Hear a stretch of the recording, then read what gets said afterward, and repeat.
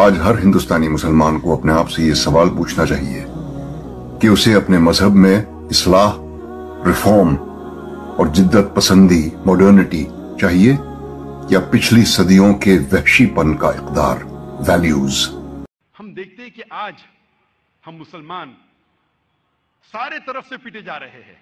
ہم مسلمان آج معاشرے میں سب سے نیچے درجے کے لوگ کہلائے جاتے ہیں۔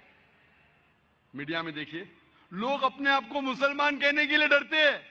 8 سے 12ویں صدی میں 8 to the 12th century Europeans کہتے تھے the dark ages، اندھیرا دور۔ اندھیرا کس کے لیے؟ یورپینز کے لیے۔ اس وقت مسلمان علم کی چوٹی پہ تھے، مسلمان سائنس اور ٹیکنالوجی میں ایک دم اونچے تھے۔ یہ مغربی ممالک اندھیرے میں تھے، انسانیت نہیں۔ ہم اسکول میں پڑھتے ہیں کہ بلڈ سرکولیشن سب سے پہلے جو سائنٹسٹ نے ڈسکور کیا وہ ولیم ہاروی ہے، تقریباً 400 سال پہلے۔ تحقیق کرنے پہ پتہ چلتا ہے کہ ولیم ہاروی سے 400 سال پہلے، یعنی 800 سال پہلے آج سے، ابن نفیس سب سے پہلے انسان تھے جس نے بلڈ سرکولیشن کے بارے میں ذکر کیا۔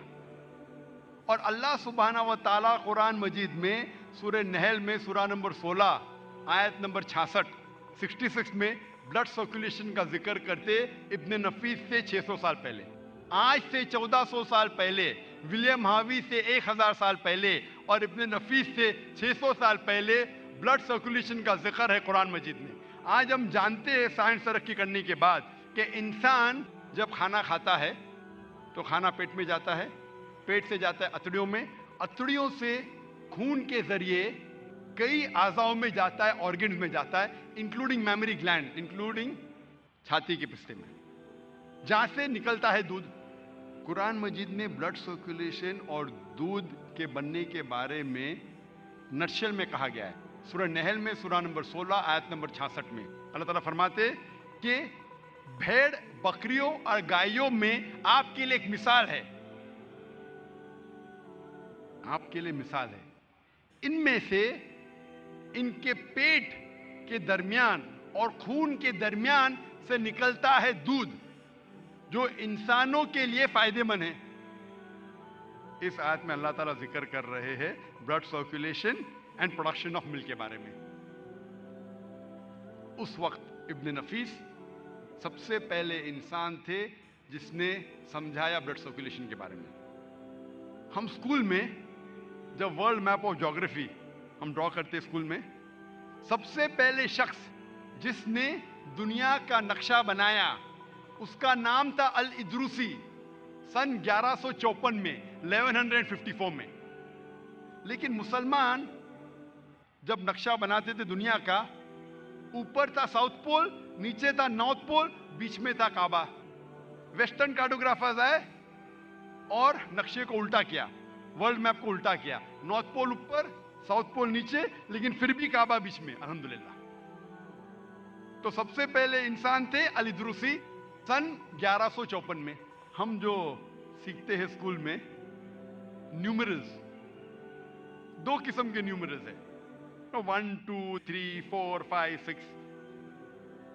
ایک قسم کے نیومرلز ہے رومن نیومرلز، ایک لکیر اوپر 2، پھر دوسری لکیر، جو بہت مشکل ہے لکھنا۔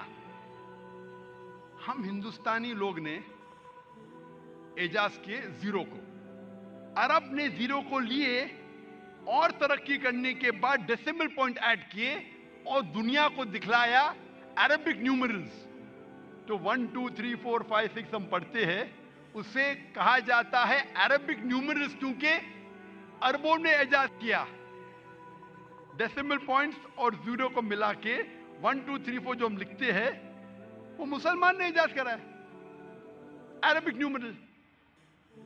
ہم جب میتھمیٹکس میں پڑھتے ہیں پائتھاگورس تھیورم کے بعد، پائتھاگورس تھیورم جو ہم پڑھتے ہیں اسکول میں، اس کا فارمولا ہے that the square of the hypotenuse is equal to the sum of the square of the other two sides of the triangle. Triangle के अंदर जो सबसे बड़ा लाइन है उसका स्क्वायर इक्वल है बाकी दो ट्राइंगल के साइड्स के स्क्वायर को जमा करने के बाद. पाइथागोरस थ्योरम के बारे में सीखते हैं, लेकिन उस थ्योरम में ये नहीं हम सीखते कि पाइथागोरस थ्योरम को सबसे पहले किसने कहा था. अल-तुसी. अल-तुसी मुसलमान था. मैथमेटिक्स में हम सीखते ट्रिग्नोमेट्री के बारे में. Who is the father of trigonometry?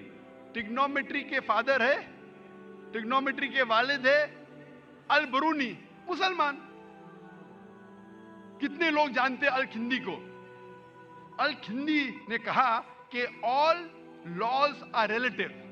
उस वक्त जब गैलीलियो, डेस्कार्टेस, आइजैक न्यूटन कहते थे कि ऑल लॉज आर एब्सोल्यूट, उस वक्त अल-खिंदी कहते थे all laws are not absolute. उसके बाद कई साल बाद एल्बर्ट आइंस्टाइन आए, उन्होंने प्रोपाउंड किया थ्योरी ऑफ रिलेटिविटी.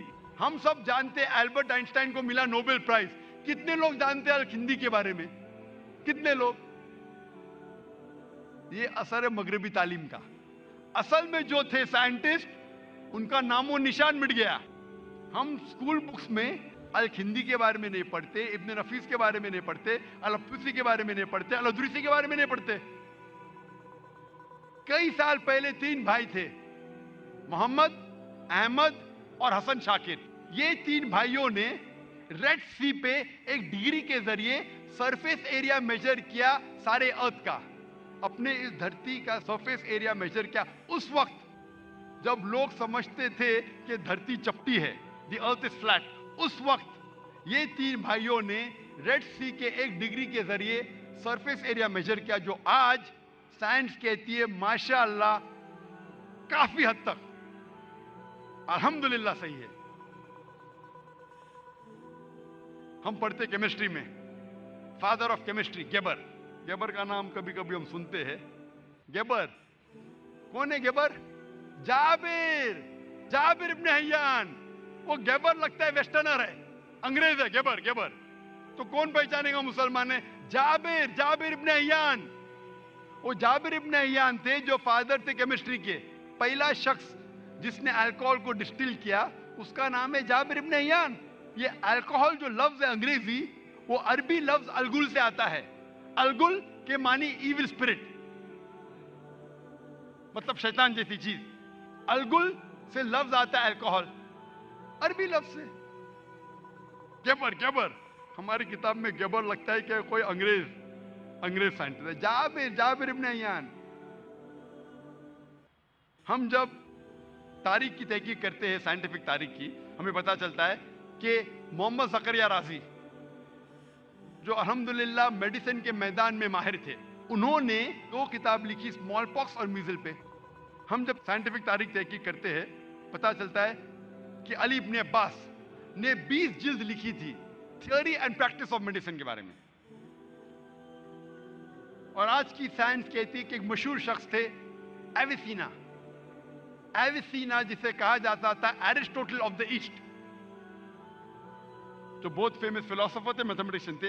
एविसीना उसका असल नाम था अली इब्न सीना. एविसीना लगता है कि अंग्रेज नाम. एविसीना, एविसीना, अली इब्न सीना. तो जब हम तहकीक करते साइंटिफिक हिस्ट्री की, हमें पता चलता है कि उस वक्त साइंस के मैदान में सबसे ऊंचे मयार पे मुसलमान थे. और उस वक्त गैर मुसलमान को भी अगर साइंस की तहकीक करना था, उनको फर्ज था कि वो अरबी सीखे.